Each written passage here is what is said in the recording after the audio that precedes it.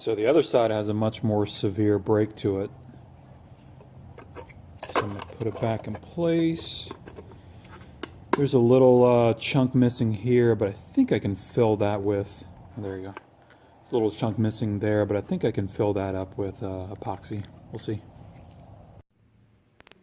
I almost put these back on without recording what it looked like when it was done.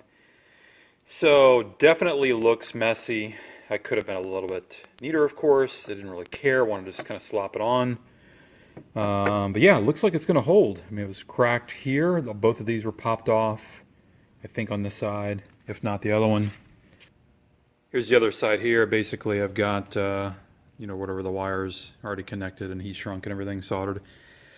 So yeah, it looks pretty good. This side is a lot neater than the other side. I think I was just kind of burning the rest of the epoxy. You see part of the crack there. It's cracked along the top. If I can get another couple months out of it, it's money worth spent. I think it was maybe $2, $3 for that epoxy, I'm guessing. And these lights aren't cheap, so there you go.